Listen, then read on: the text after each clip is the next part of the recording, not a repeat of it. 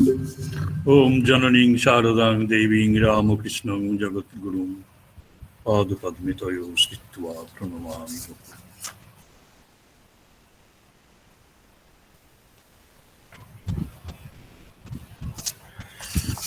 So I am happy to be with you this year also because you invited me the last year and I had to speak on the same topic. The topic may remain the same, but the content shall change, shall differ.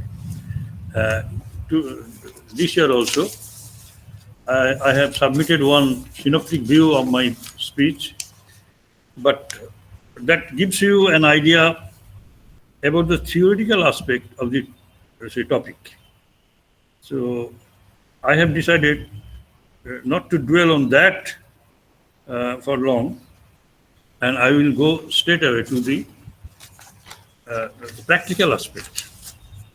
We have had a lot of theoretical discussion, but now it is very pertinent and it is useful also to see what is what, values in education. So, so you have organized this value education class in your own program on faculty development program, and you have picked up one topic in physics, GNSS, NAV-IC, and applications. The theory and application, both are necessary. So, dear Mr. P. Banerjee, I appreciate your introduction. You have become very much brief also about telling anything about me. I just remember my student Anindya Bose. I express my love and best wishes to both of you and others, especially my regards to Professor Saha, the Vice Chancellor. I know him also very well, and he loves me too. Now, to start with, so from your educational institutions, you learned a lot about the subject. And being efficient in all the subjects or topics that you have been taught, you come out of your institutions and try to face the employment world. There you will get a chance to make use of your education and earn a lot. And your goals of life would proceed one after another. That I am going to explain a little later. Right now I tell you that this is the part of education. This is one part of education, the first half of education, that you have to be productively efficient. Wherever you go, you must show your efficiency as to how to serve well the society through your occupation. That is one thing. Now, another aspect which you do not get, another lesson which you do not get in the education institution is obviously the character efficiency. This is also efficiency. As a human being, you will be called a truly human being when you have certain qualities. And these qualities give you what sort of, or will make you what sort of man you would be, unselfish or selfish. So we call these are the values. Not that you have to attain only the character efficiency, and you have to find out where you are truly a human being. You have to learn also how best way you can serve your society by being efficient in the knowledge, in application, and in disseminating among your students or among the stakeholders, whatever it may be. So not that you have to have education only of the secular topics, you need to know a little more things, a little bit more about how efficiently you can manage your life personally, individually. That is it. So, dear brothers and sisters, dear professors, and my friends, why do we need values in education? The goal of education has to be also linked with attainment of peace and happiness. Peace and happiness. Peace, and for that matter, happiness. These are not the products of, these are the products of sense of belonging. These are the products of sense of belonging. Do you belong to others? Do you belong to your husband? Do you belong to your wife? Do you belong to your children, your colleagues, people around? The sense of belonging you have to inculcate. And for that you need to have something else apart from education as such. Education might have alienated you, estranged from you, estranged you from the rest. Maybe you form a class, educated class. You do not belong to the uneducated. You make differentiation between educated and educated also. And this peace and happiness, these are never the products of your possession. How much you have possessed, how much is your bank balance. You must not decide your happiness with that amount. Your acquisition, your name and fame, your quantum of enjoyment even, worldly enjoyment. So, peace and happiness, they depend on how you look at the world around.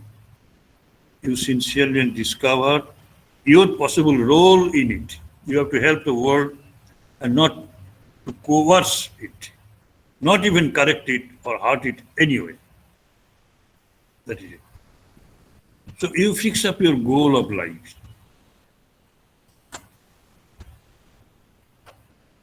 Many of you have fixed up. If you can just look back, what was it when you were all school-going students?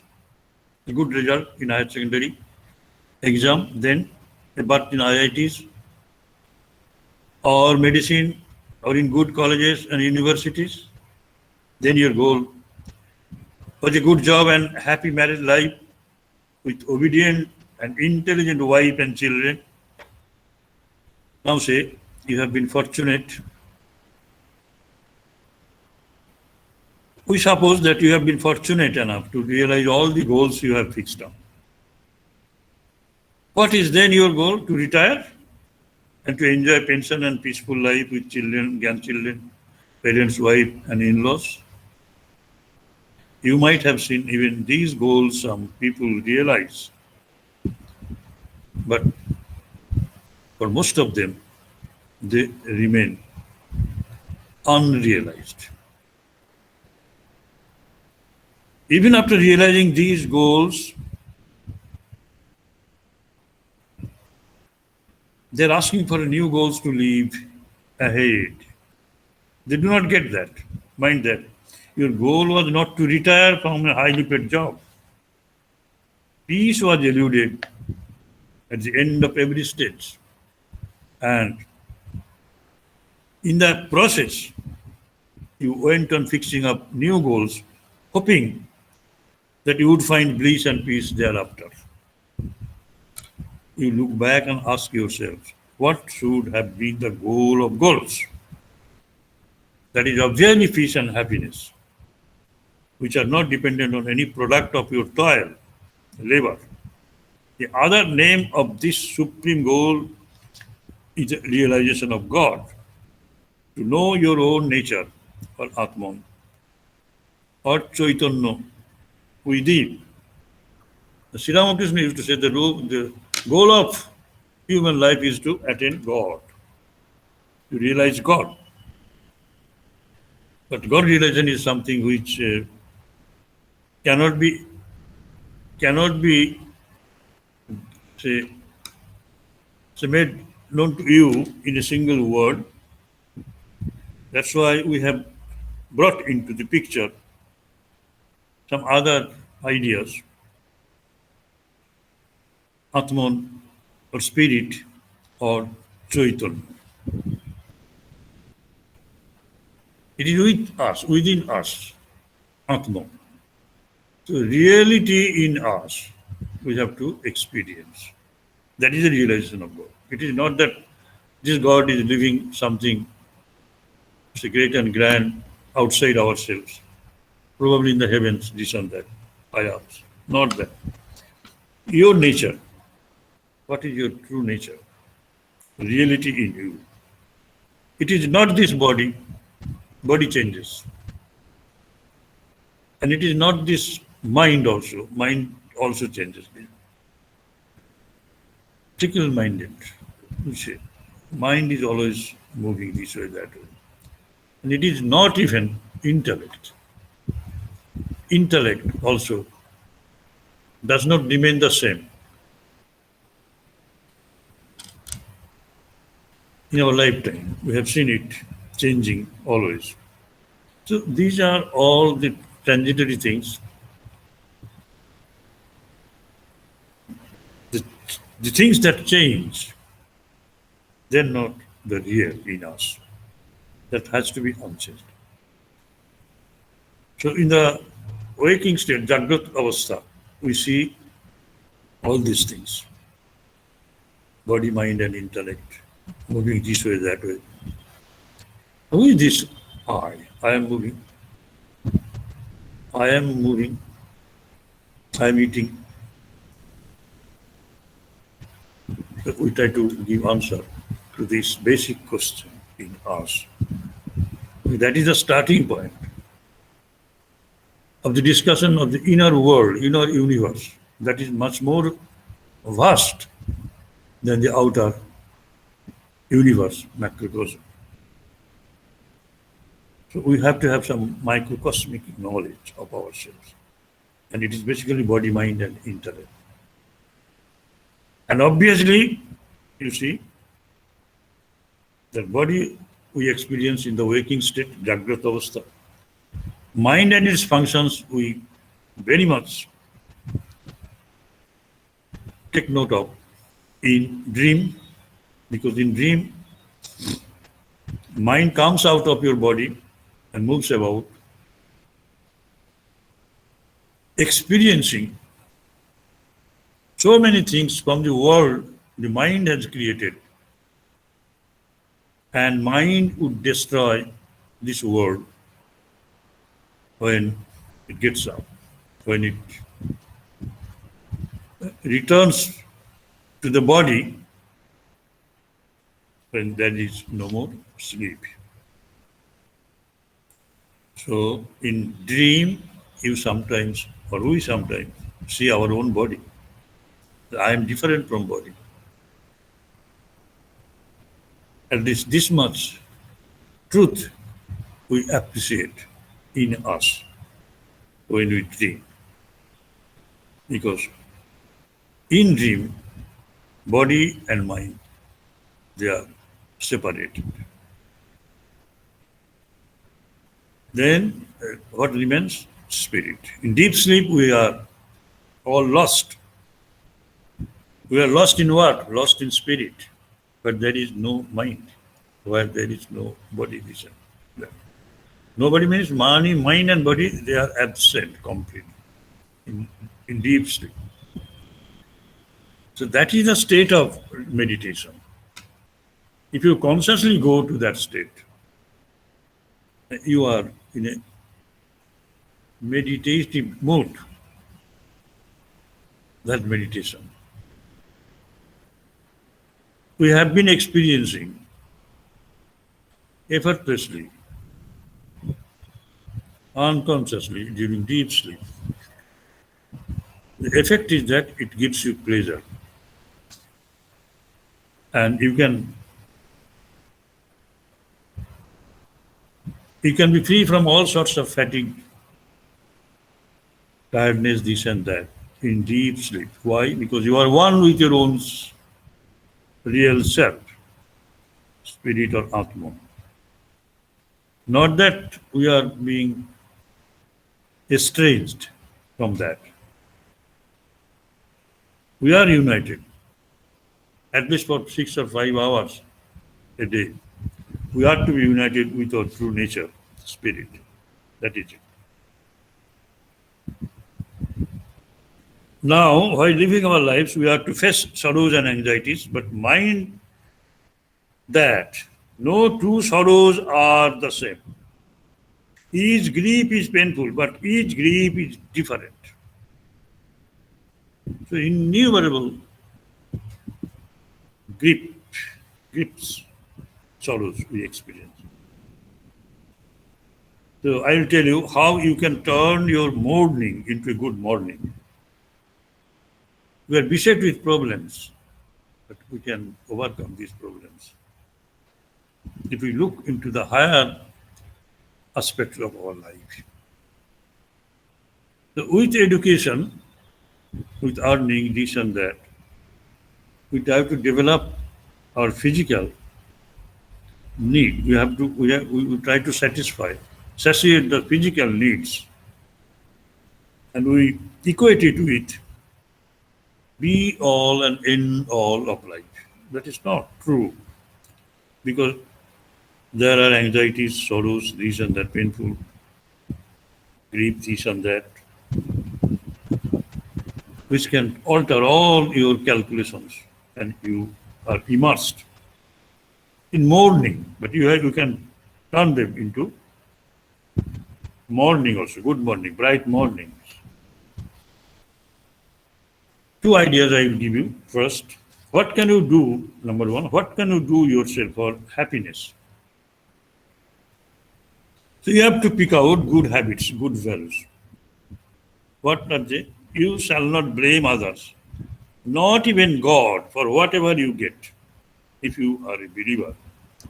If you are selfish, you have to suffer. So accept unselfishness as the greatest value. Animals are selfish, but as we have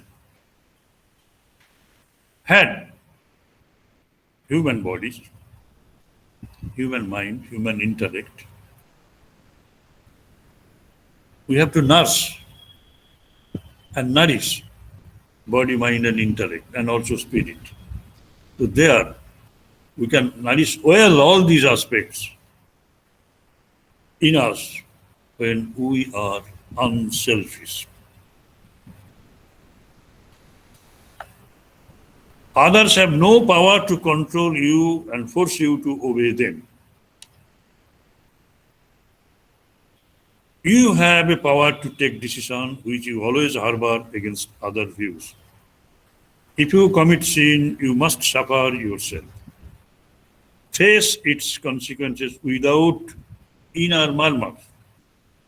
Moreover, self-criticizing and condemnation of others both are of no use to assuage your grief.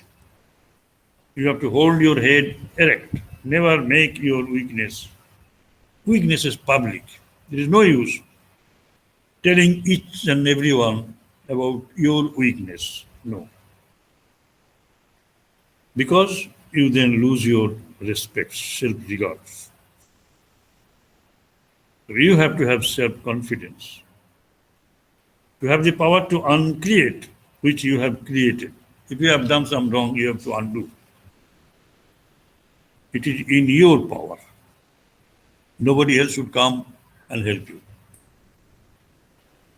This burden of your own follies, own acts, cannot be transferred onto somebody else's. However near and dear they may be. You cannot.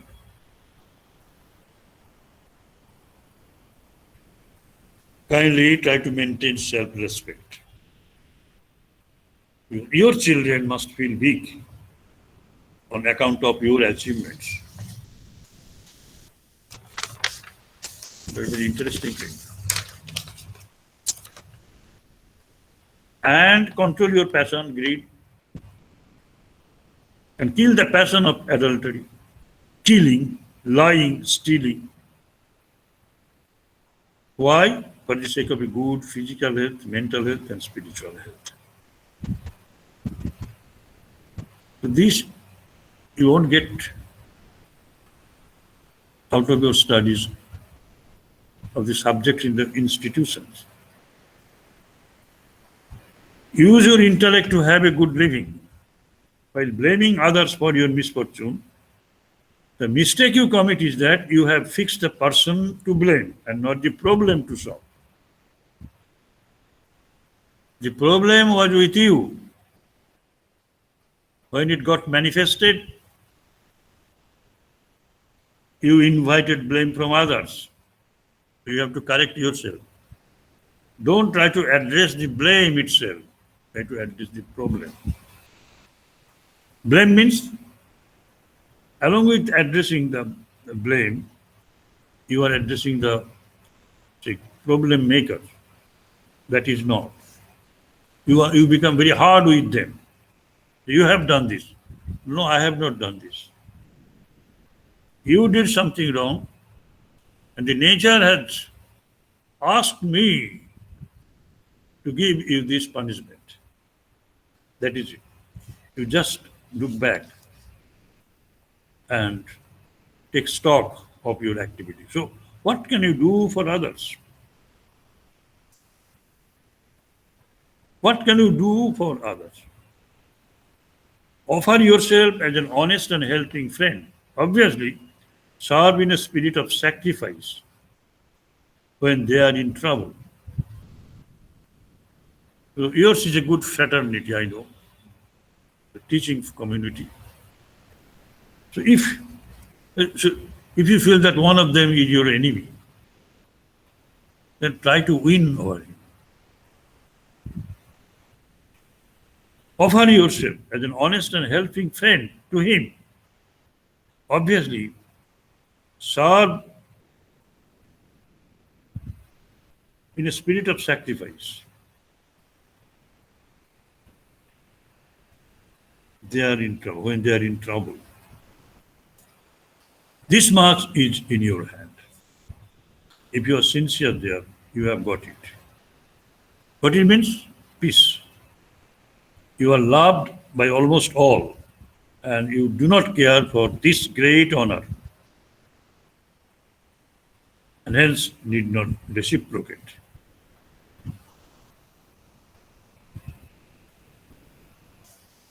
So reciprocate is very bad. To reciprocate is bad. Number two. So number first one was what you can do for others. Number two, what others can do for you. Both the parties are before me as listeners. So to go to one group of people, I say what you can do for others, and for other people. Other group, I say what others can do for you. You all are learning, but you try to divide yourself among these two groups. And you feel when and how you can take it up and apply. You have to live a life of unselfishness. Then others come forward to comfort you in your bad days. So you maybe say, The 200 people, 200 professors in a university, all living in the same, on the same campus, and feel that each of you, when in trouble, will have at least another 199 friends beside you to help. You are not alone.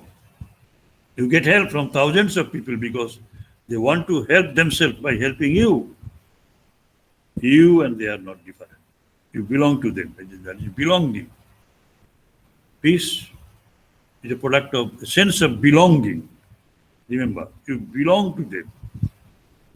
I'm just giving you some approaches how you can belong to them. They to you, mutual love has made this miracle. If you feel that someone is really a virtual enemy, then you have to find out some novel means, some means which would, which would, which could be worked out and would assuage the anger, the enmity that you have been harboring. You can visit his ailing son or ailing wife, remaining hidden.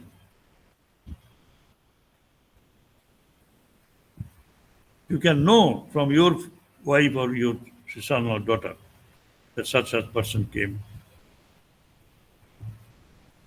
to their bedside.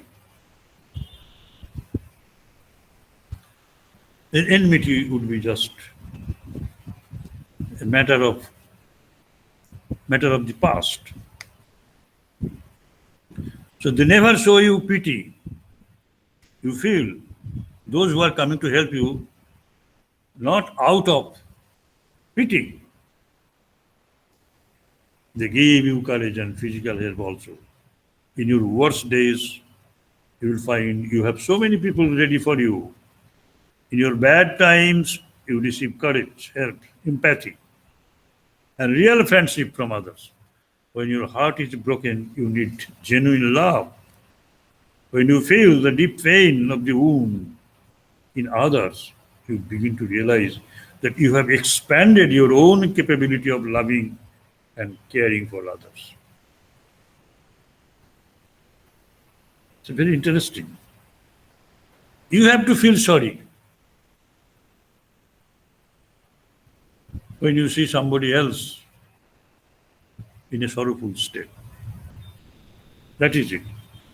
So other sorrows and enjoyments or joys become your sorrows and your joys. That sort of sense of belonging has to be there. When a tragedy hits, values change. Tragedy is the test of our strength to hold on to the values. You have to feel that not you, but your family is more important. Your husband, your wife, parents, children are more important to you than you are to yourself. That you have to kill the intent urge for self-love. When your relationship becomes more important and precious, then you will feel your material possession means very little. You have peace. You then belong to all, and in turn, all to you. Try to live for others who are your real friends. And if they're not, you have to make them your friends. So be a believer, not be an atheist. I know you have many questions to ask for. Those who believe ask, why do they who help others suffer? That is your question. The good people are suffering. Why? Why do they who help others suffer? It is not deterrent to doing good. Mind that. You have to know the answer. Why do the good people means those who help others, suffer? Why do bad things happen to good people? You have an idea that bad things cannot happen to good people. No. You have to reframe the question. This is not the question to be asked. Why do bad things happen to good people? Rather, you reframe it, change it. What happens to good people when bad things happen to them? What happens to good people when bad things happen to them? Answer is simple. When bad things happen to good people, they feel blessed. And they are comforted. You look at them. They face the catastrophe serenely. Even God-men would also have to suffer. Suffering is a must when you live a life. However decent may be your living, only you have to see how the sufferers look at their misfortunes. They feel that these misfortunes are the gifts of God. So, brothers and sisters, come out of your intellectual poverty because it fosters an unholy pride. You have to get rid of the unholy pride coming out of intellectuality. And that's why I have termed it intellectual poverty. The more you have, the more you have to lose. Mind that. On account of accidents, diseases, friends, betrayals, deaths, accumulations without thoughtful spending is painful. Remember, you accumulate to spend.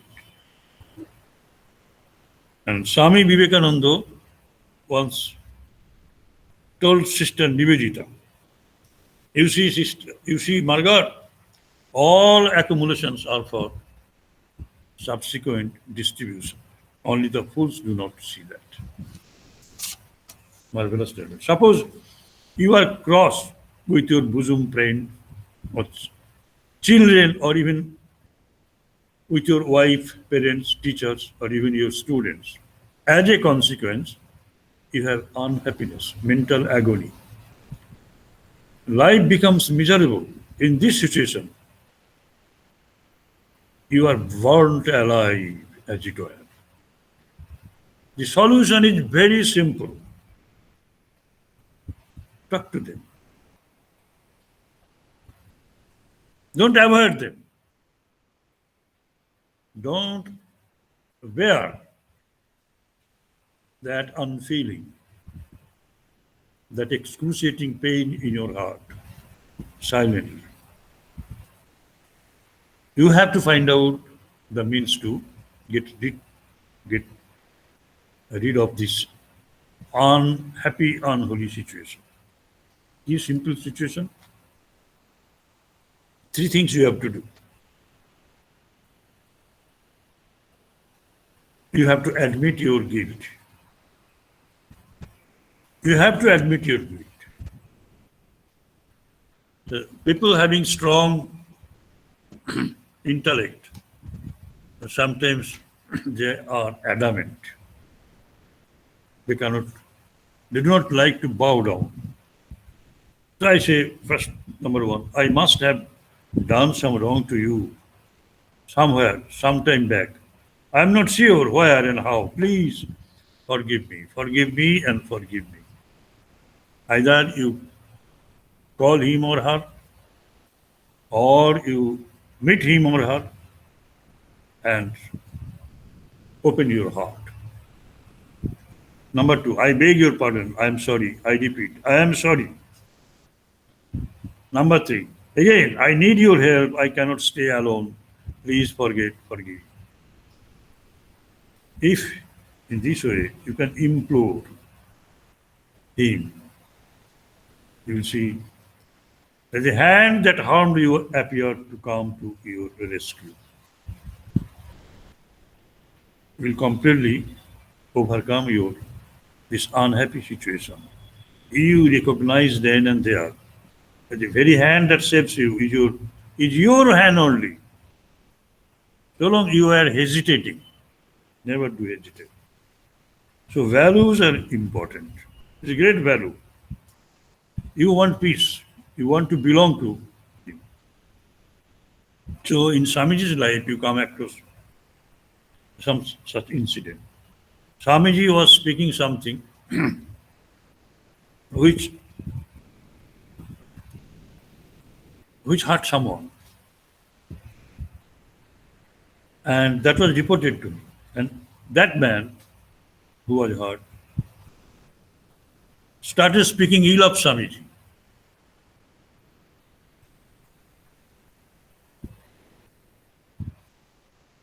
Swamiji, after listening to that, he said, I need him more,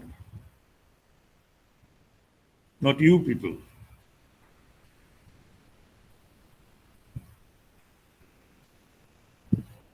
To appreciate me, I need him more. It's unfortunate that he does not know that.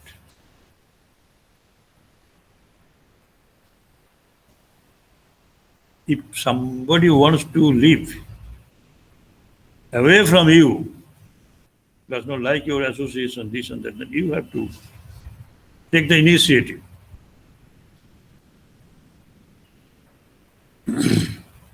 So a little bit of theoretical argument. And you see the status of man in Vedanta is expressed in the Bhagavad Gita, 13th chapter. Jnanam gyam jnanagammam hridhi sarvasya tishthita.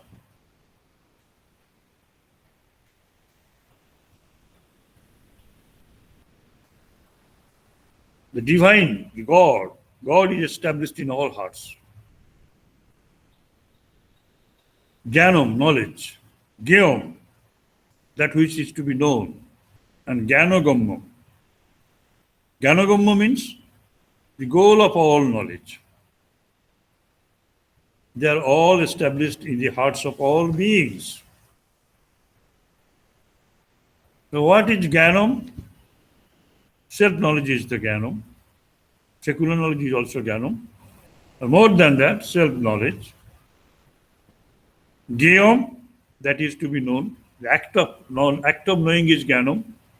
Gyam, that which is to be known. It is also there, it is spirit. And Jnanagamam, the goal of all knowledge. Behind this body-mind complex is the profound truth, Atman. It is good for us to try to know it now. Devotee Mirabai received the greatest treasure, Rama Ratana Dhana. You know that. Tremendous power of God remains hidden within us. We are not merely humans. Not knowing that, we wander about here and there in search of happiness. But it is here in us, a beautiful world of reality is within each of us. Swamiji says, the internal universe, the real, is infinitely greater than the external, which is only a shadowy projection of the true one. In inspired talk, he said this. Our body is the container of a precious entity, which is divinity. So our body is a container of a precious entity. So you must not neglect your body. With the secular knowledge, you preserve your body, maintain your body, make it strong. Not physically, mentally and intellectually also. The body has to be nourished properly. Because the precious, it contains the precious entity.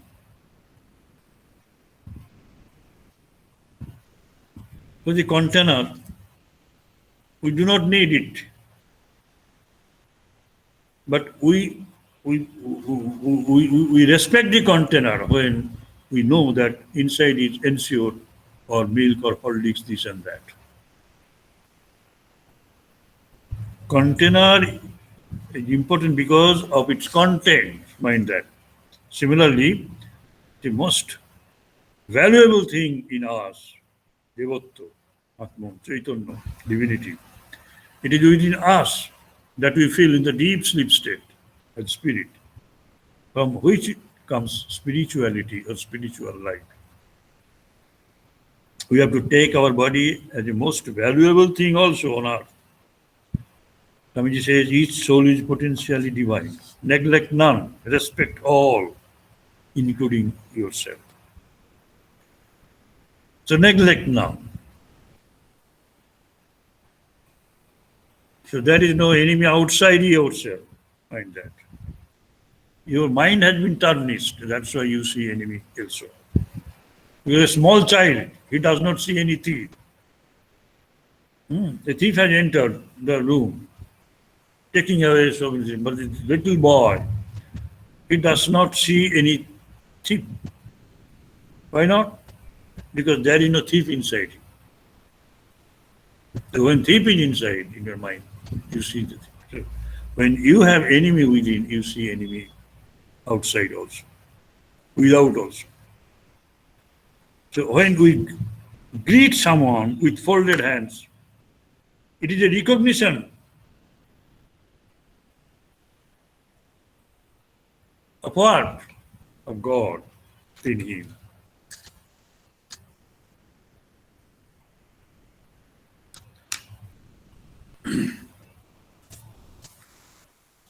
Now, I like to tell you two stories. Two. One story is about Socrates, another story is about Nachiketa. Those of you who studied at Ramakrishna Mission institutions, they have heard considerably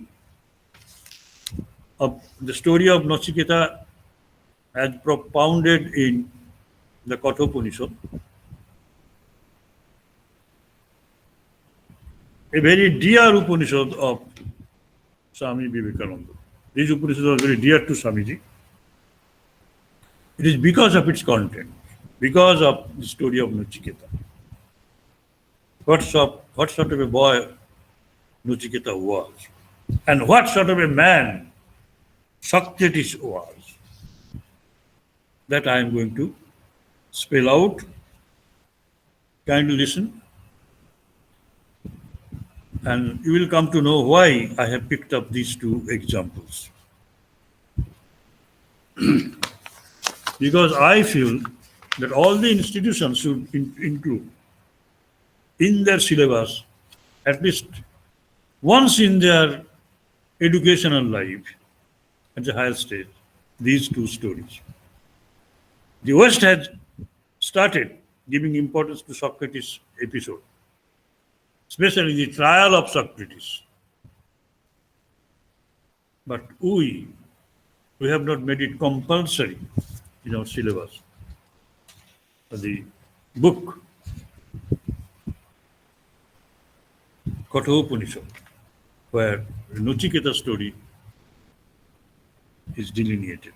Socrates' story. You all know why was he killed. Just see. Socrates was accused of misleading the people against the king, and popular beliefs. The first divergence between Socrates and his city was philosophical. He saw the human community as a herd that had to be ruled by a king and shaped by a shepherd. Sheep has no character. Jellyfish existence, they have sheep. So what did he see prevailing in the human community of Greece? They are grouped together as a herd that had to be ruled by a king. Monarchy prevailed. And he wanted to bring about democracy. A king would be ruling the human community as a herd, as sheep are being ruled by a shepherd. The Greek had the idea that man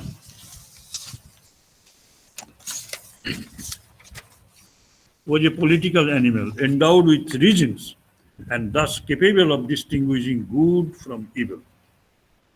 Socrates' intention was the one who knows should rule and the others obey. The Gyanam Gyam Gyanagammo, I intentionally brought into the picture this concept of Jnana, knowledge. This knowledge is power, right? We all know that. The one who knows should rule. If the king does not know anything, then he cannot rule, not by of his being a descendant of the kingly empire, not that. The one who knows should rule and the others obey. Among these others are also the kings.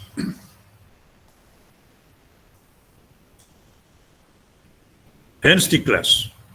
Since this is no trivial difference, this is the major difference.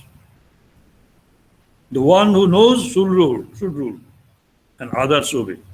Previously, it was the king must rule the human beings all as a herd, as sheep are ruled by the shepherd. First difference. Second difference, divergence, continued from the first one. It concerns two questions. What is virtue?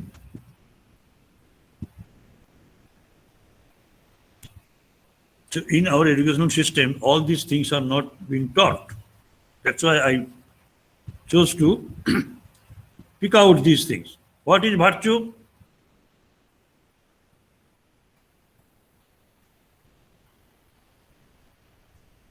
He answered, Socrates answered, it is knowledge. You would agree to this. Knowledge is virtue. This raises the second question. Knowledge, what is knowledge?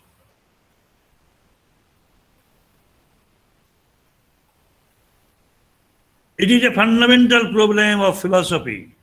I tell you, why do you need to know philosophy? Because of this. It is a fundamental problem of philosophy.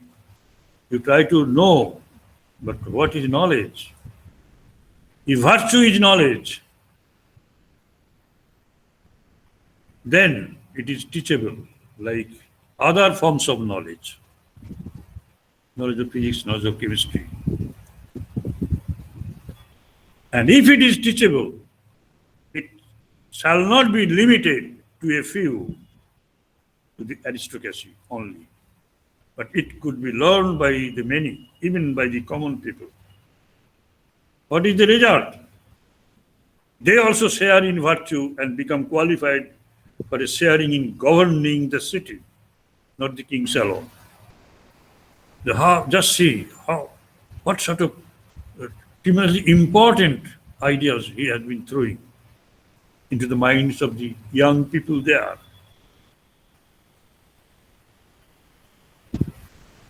Then his stand is justified. The one who knows should rule, and the others obey.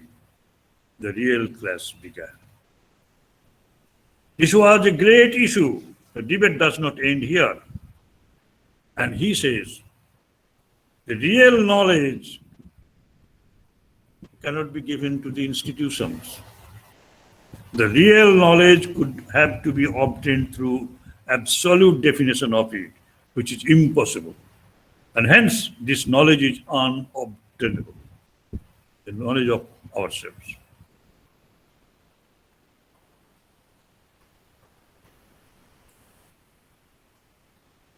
In the process of knowing, what do we know? We know the things around us, but we do not want to know ourselves.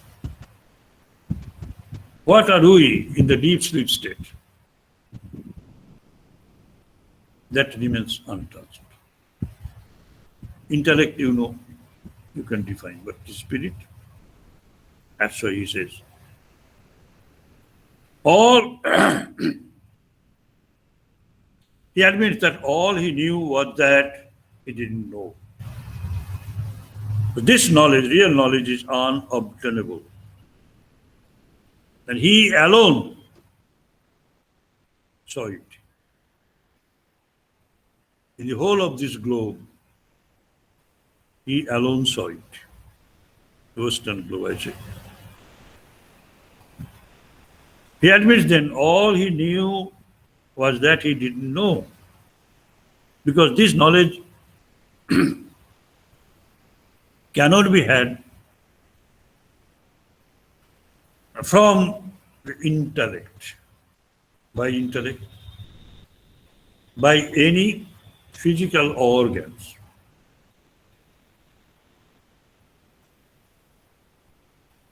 So virtuous knowledge and real knowledge is inaccessible.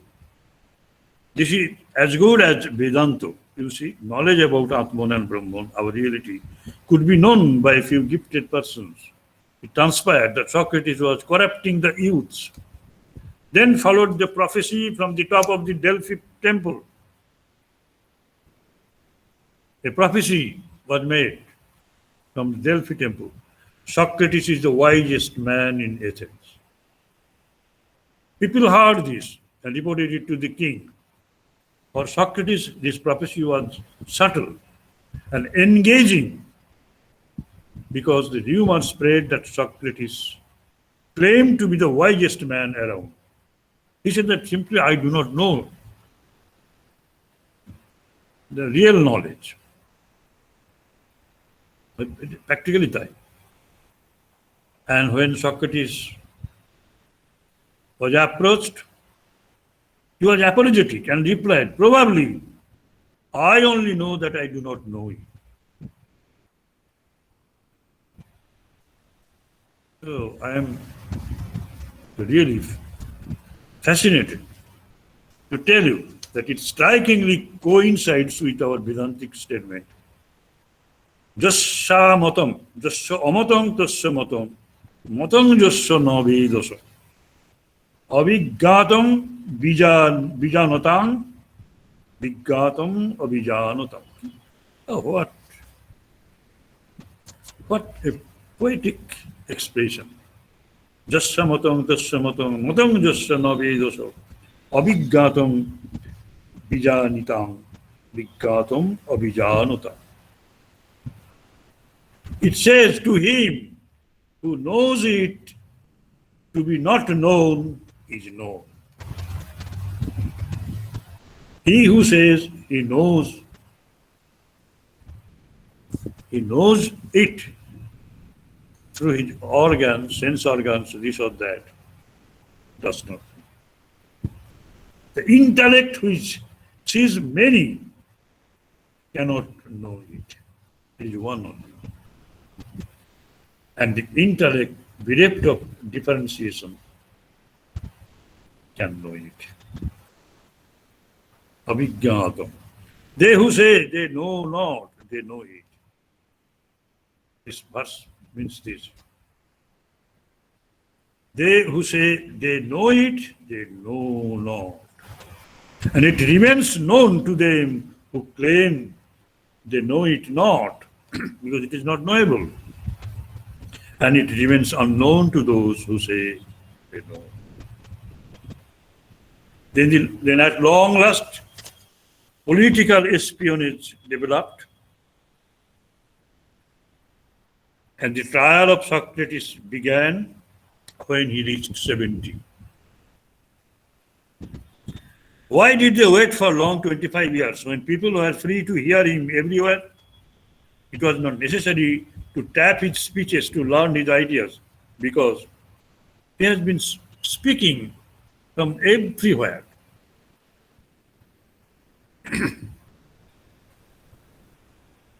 Why it took so long period? The fact is that Many of his judges were children when he expounded his views. They were listening to him. His trial was a prosecution of ideas only. He was the first martyr of free speech and free thought in the world. What were the charges against him? Simple: Socrates is a wrongdoer because he corrupts the youth and does not believe in gods, which the state believes in, but believes in other new spiritual beings.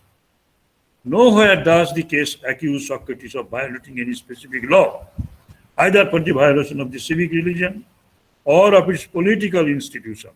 He denied every accusation and boldly said, "You are not prosecuting me for anything I did, but for what I have said and thought. You are threatening me with death because you do not like my views and my teaching. This is a prosecution of ideas, and that is something new in our city's history. This is your test, not mine." He had his own idea of democracy.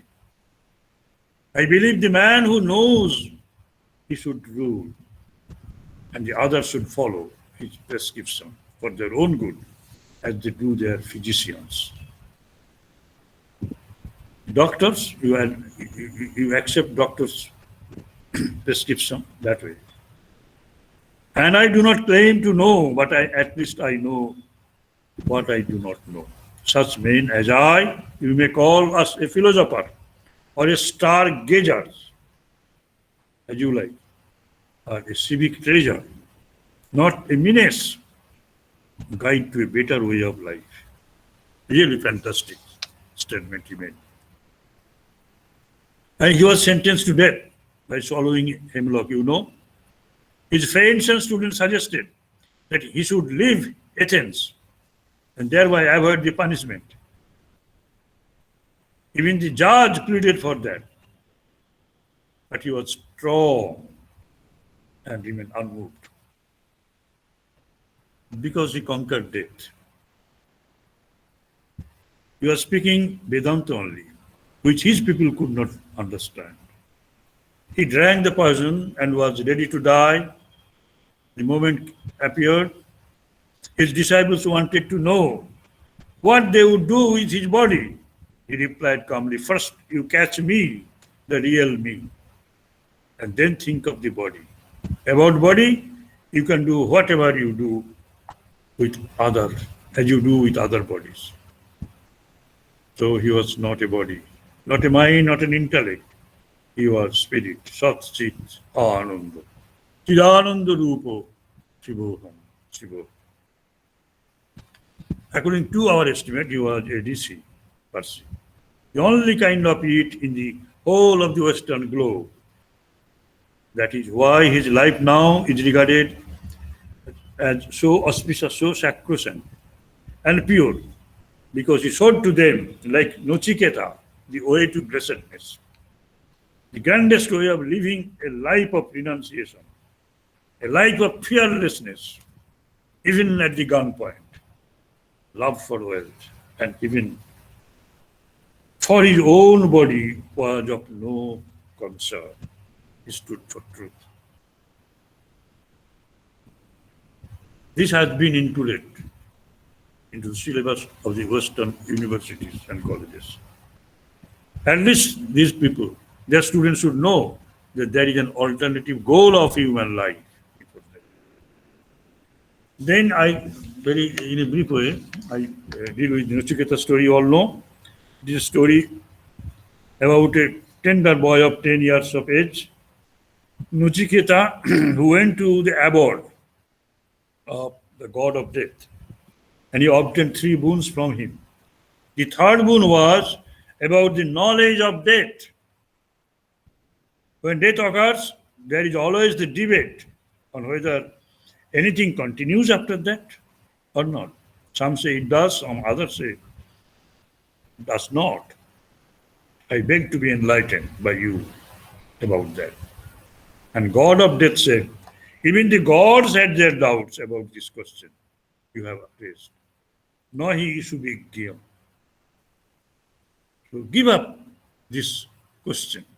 You ask for something else. Well, it is difficult to understand even for the god. Nachiketa insisted, "This is my boon," since even the gods had doubts. Thereupon the god wanted to allure him with long life, wealth, coveted position of an emperor, all the pleasant things which are unattainable by men. But Nachiketa stood firm in his stand. All these articles of enjoyment are transitory, ephemeral. All they exhaust the vitality of sense organs. Indriyanang jarayanti tejo. In the old age, we cannot enjoy the way we used to during our youth days. None is satisfied with wealth. My question is very important since it is linked to the question of liberation, of the existence of the other world. A little bit of philosophy now. The good and the pleasant are two different things serving different purposes. He who chooses the good does good to himself, and he who chooses the pleasant, priyo and sreyo, pleasant misses the purpose of life. Those who run after the pleasant things, they miss the purpose of life. Nachiketa chose the good. Both were open to him. He didn't crave for physical comforts like the short-sighted persons. He was wise even at his tender age. He drank the milk of the Aryan culture and became strong in renunciation, in Nivritti Marga. At last, the death appreciated Nachiketa, saying, "I have tempted you again and again, but you have rejected everything, even a boy, tender boy, Kishore, I offer. You at this age understand that worldly things are ultimately useless." He then gave him the knowledge of death, of Atman, or of Brahman, the absolute, beyond this body-mind-intellect complex. The final answer came in the form of this sloka.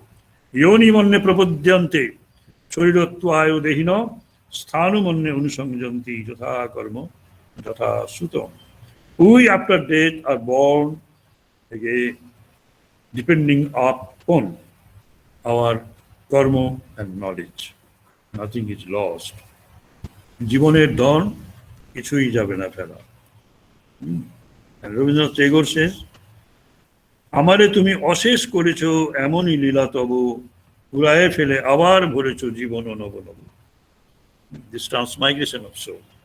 We choose our next birth according to our good work and knowledge attained thereof, the past births.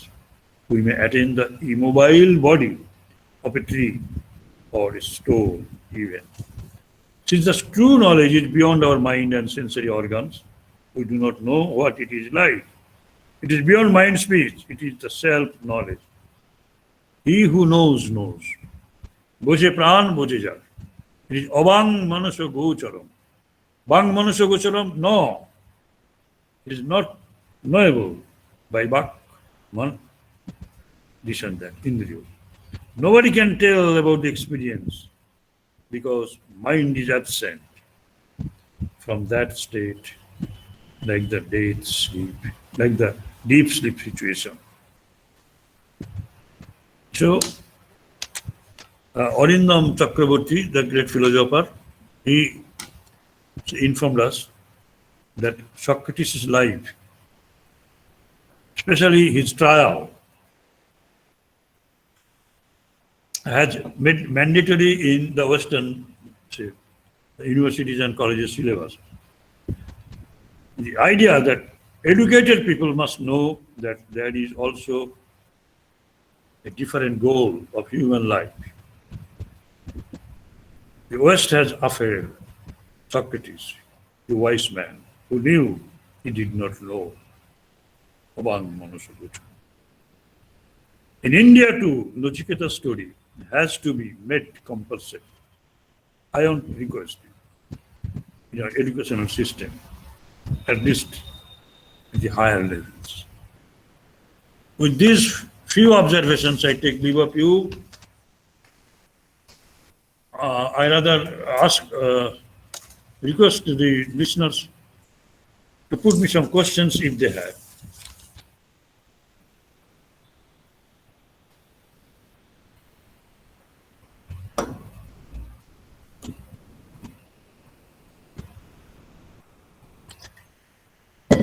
শুনেছিল না কিন্তু জানি না।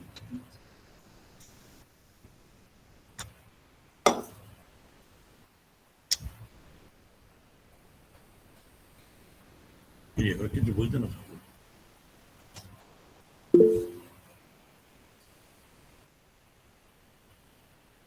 Professor Mukherjee, Banerjee.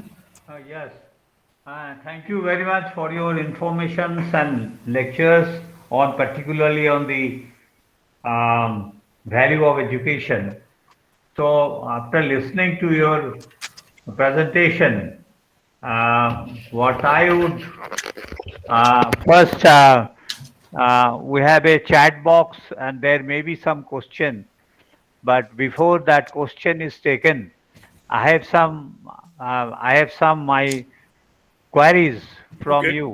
Okay. It may not be a question That's because while I was in Belur Vidya Mandir, I was given to understand one important, rather, saying of Swami Vivekanand that he says, which I remember for my life.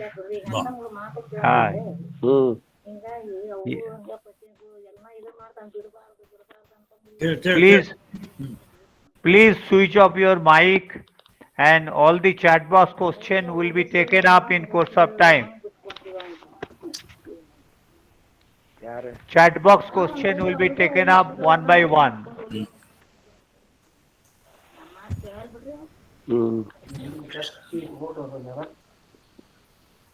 Please switch off your microphone so that questions can be taken one by one. So let me complete what I was talking to Swamiji.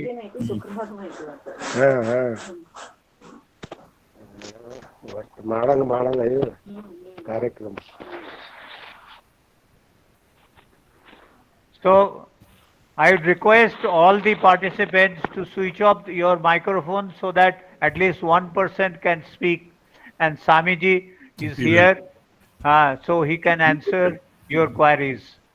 So let me start with one important thing which I would like to get clarification, that when I was in Vidya Mandir, I was taught that Swami Vivekananda says that education is the manifestation of perfection in man.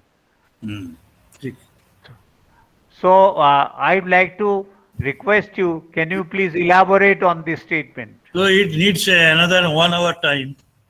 But Okay, in short, I say that we have so many faculties in us.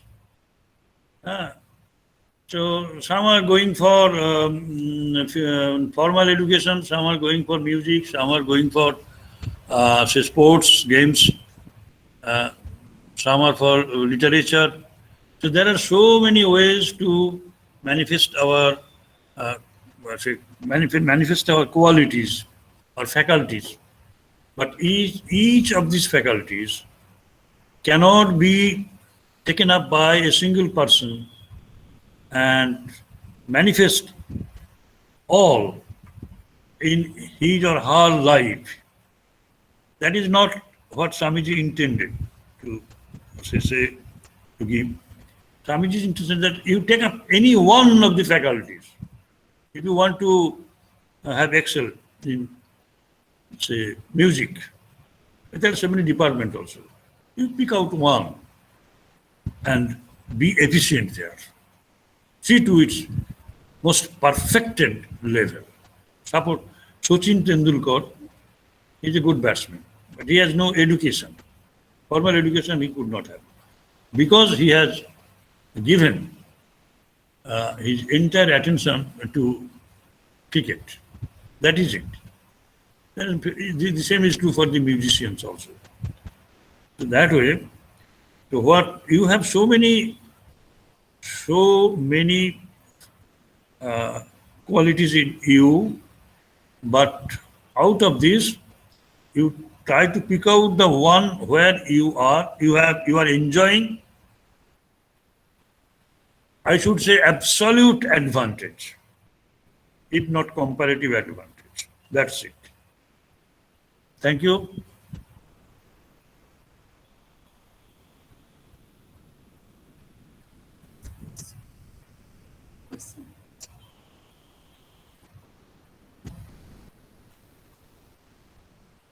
Please take up the chat box question. Acha. So Kavita says how to arrive at what is right and what is wrong. Yes, if it gives you strength, it is right. And if it gives you weakness, it is wrong. Only test that you can make is this. Then Aditya Kameshwar, how to get rid of mental stress in work environment. Mental stress. So mental stress in work, it cannot be taken in isolation. Your whole being is involved in it. Aditya ji, your whole being is involved in it. Mental stress does not come in isolation. There are so many factors. You have to take them. You have to address them each and every one. And the way I just gave you here in the speech itself, that you have to develop yourself in such a way that you are acceptable to others. You can belong to others, sense of belonging. But if it is only physical stress, then you have to get up from your seat every hour, I should say, and sprinkle, say, fresh water in your eyes and this and that, and do some exercises also. You can try this way. Thank you. Darsana Jagiwala. Namaste Swamiji. What should be the purpose? What should be the purpose of life? Purpose of life, there are so many purposes, so many goals you have fixed up. When these goals are realized, then you try for other goals. That's it. But the goal of all goals is the realization of yourself. Know yourself. You are knowing everything else, but you are leaving aside yourself from the plan. That's it. As Socrates did, and Nachiketa did. Then, Amit De, Pranam Swamiji, is the conflict between the individual and collective consciousness ever exist? Is there a definite way that merges individual into collectiveness? Obviously so. Obviously so. A macrocosm and microcosm you have. Microcosm individual identity. It is being lost in the collective. So you can remember Swamiji's statement. All how can I if I be merged into the collective, then I can lose my identity. I can lose my identity as Supernananda. But where does your identity go when you are in the deep sleep state? That is it. There is only one consciousness. That is your answer. When you get up, you have individual consciousnesses. But there you are. Similarly, if you belong to others, then you feel that others' happinesses, other sorrows, sufferings become your happiness. You are very much concerned. Thank you. What do you say?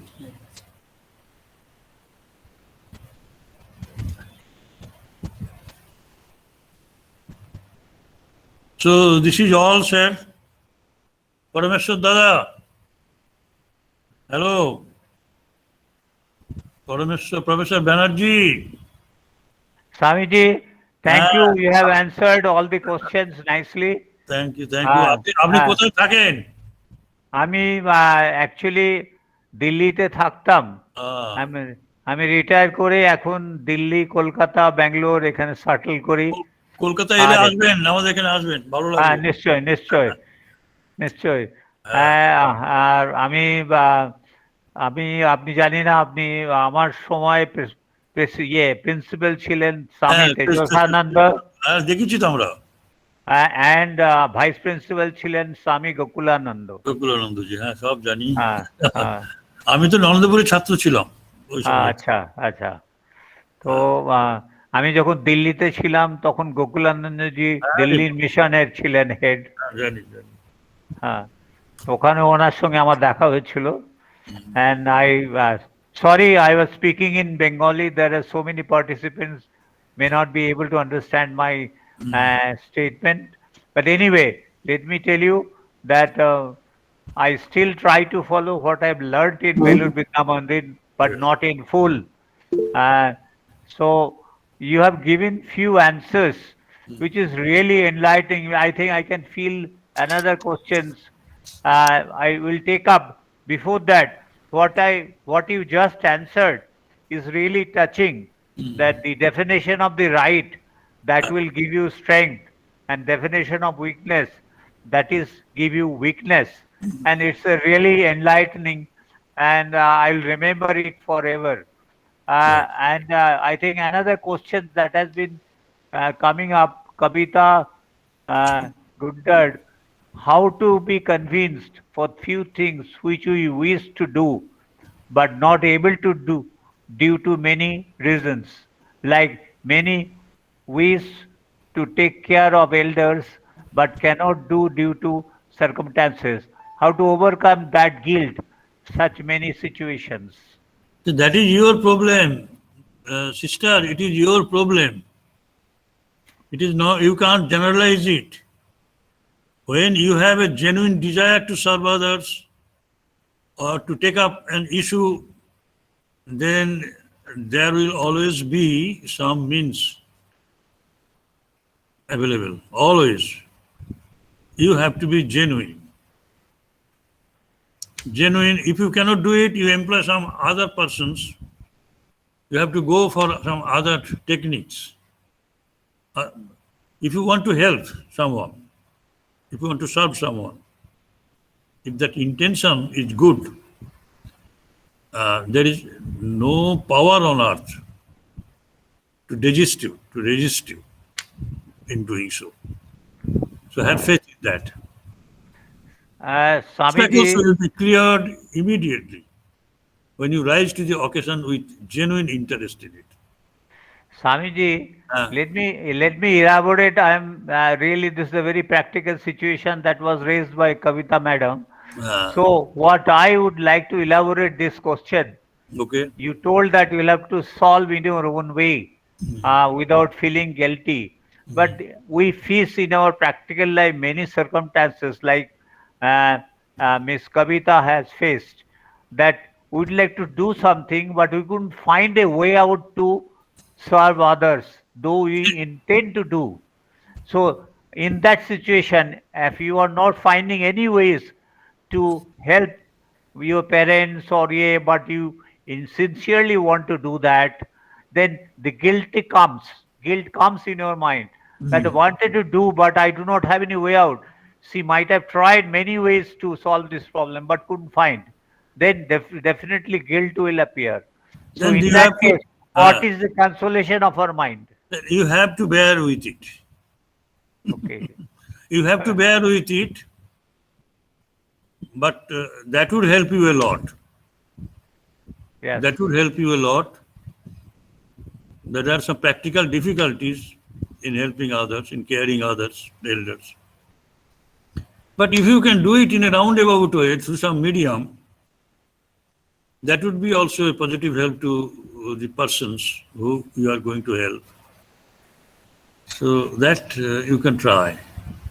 But since you have not given a definite problem in definite terms, say helping or taking care of elders, are you living somewhere else beyond this border of our country?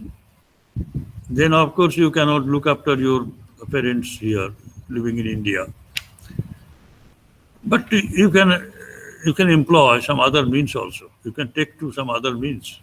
That's why I say this is not your problem. It has become a global problem, universal problem as such. But they also take such measures as are necessary for taking care of these of his or her elders living here. They are living abroad. Or if there be some other obstacles in the way, then you have to sort it out by talking. You have to erase all sorts of ill feeling between you and the person you are going to suffer. You are going to serve. The persons who are standing in between you and the person you are going to serve has to be clear, has to be erased, has to be tackled, addressed through mutual talk. Mutual talk. You have to stoop low. You have to come down. Even you have to kneel down before him or her who is opposing. So that way, because it does not affect you anyway. Rather, there will be some boost up in your morale. You will be finding real joy in doing so, winning over others' heart that way. So we are living in conflicts, no doubt. This is one of it. Sister Kavita, since you have not given me your problem, actual problem, in concrete terms, so I have been maybe going to beat about the bush. Producing nothing. Madam Kavita, if you are online, you can come on the mic and talk to Swamiji Your yourself. problem. What is your problem? No, it's like it's not my alone problem alone. Of course, it's part of my problem also. Many times we feel this. We want to take care of our elders and we cannot do it due to some circumstances. And even the children, we leave at home and we come for work. All those things will give some kind of guilt in us. So we are not doing our work, which is actually to be done by us. So how to come out of such? I can say it is guilt because I am feeling it like that. So I just asked. There are many people like me around me. One of my friend whose father passed away and she was in US and she was not able to come. Acha, sister, I understand Many your things are problem. there like this. Yes, but you cannot belong to them. That's it. That's true. You cannot belong to them. If you cannot serve them and you cannot belong to them, you fail to belong to them. You fail to take them into your confidence. That's it. That is it. So you have to work out the solution yourself. Yeah. Thank you, sir. Thank you so much. Okay, any other question? Thank you, sir. Thank you, Kavita. Any other questions? Swamiji is waiting. Otherwise, we would like to close the session after giving thanks to Swamiji. Thanks. Any other question, please? So, if there is no question, my humble submission to Swamiji that I would like to thank on behalf of myself and organizer for your kind presence and sparing time for us. And thank you very much for enlightening us with your real message. And it's a really good and it will help in really giving much more peace and happiness to the participant. Thank you very much. Thank you. Thank you. Namaste. Hello. Hello. Thanks. Hello. Hello. Yes, sir. I have one question. May I? Yes, Yes. yes. Yes. Yes. Go. Priyanka, please come forward. Yeah. Yeah. Namaste. Namaste, Swamiji. Namaste. Namaste. Myself, Priyanka. I'm from Gujarat. Sir, I have one question. Like sometimes it happens. Like we try as much hard as much as possible, but sometimes we are not able to reach to our goal. Some hurdles every time comes in between. Like I believe in Lord Krishna a lot, but still sometimes I get demotivated, like what to do exactly and how to reach to our goal. So, sir, what should we do in such situation? You have to be motivated.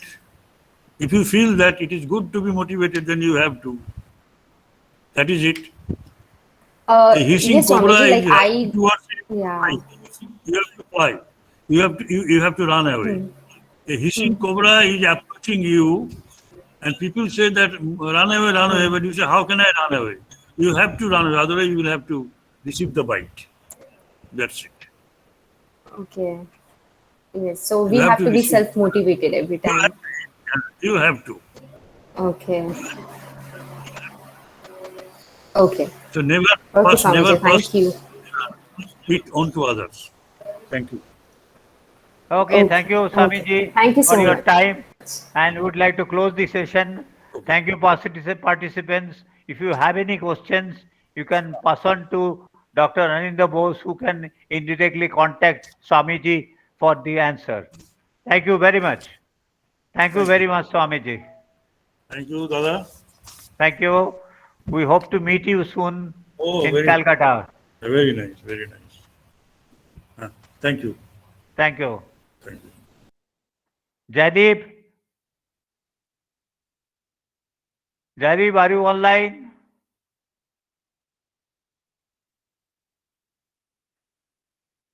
Okay, let me close this session for the time being, and uh, let me contact Jaideep for the conduct of the next session, and please give me 1 or 2 minutes to really coordinate through Jaideep. I'll be back within.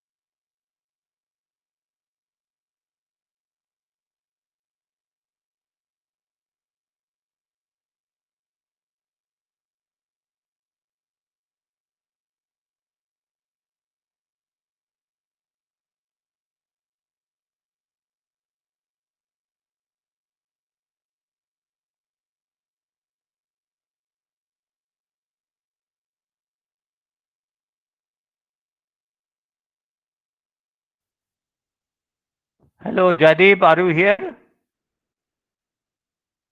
Anyway, uh, for some reasons, Jaideep is not available, but let me start our next sessions, which is GNSS Industry Global in India. Here, first, I would like to invite Varatharajan Chris for his presentation. And before presentation, let me introduce him. He holds a bachelor degree in electronics communication engineering and a postgraduate in system management. Uh, he is executive turned, please, executive turned serial. Hello, why are you making this off? Uh, is it that Chris, you are running your own biodata? Okay, let me complete my presentation of giving an idea about the Chris, Mr. Chris, presently an angel investor involved in global startups movement, the 100 Open Startup, and a co-founder of his global movement. He's offering this program to all stakeholders in the innovation ecosystem worldwide so that they can leverage it for meet their goals and objective. We are running several grand challenges that all startups can apply and source business and investment. He has been deeply involved with the highest founded IoT startup in the energy sector, WinMR, where together with his co-founder chairman built the end-to-end startup Grids company for its inception to revenue stage from 2005 till date. As one of the board directors of WinMR, he drives the overall strategy of the growth in the company. So, with this, I request Chris to give his presentation. Further, he has completed this distinction of following programs: Technology Entrepreneurship and Startup Boards of Ventures Labs, Advanced Entrepreneurship Ventures Labs, Stanford University. He also completed Leading Innovation India program of the Harvard University, specialties innovation research, R&D, intellectual property, IP evaluation, sustainable movements, models, patents, open innovation, and so on. Talk his title of the talk, uh, smart metering the key efficient energy management in smart cities. That is metering the key. It's a smart metering. That's a good point. I'd request Chris to give his presentation. It seems to be a very interesting topic, and please, participants, please give attention to his talk. Thank you, Chris, for coming, and please give your presentation. Thank you so much, Mr. Parmeshwar Banerjee. Very warm welcome to each and every one of you, and good morning for whoever has joined so far. I wanted to make some corrections here. The topic given to me was on GNSS applications and opportunities for startups. I don't know how this particular thing, though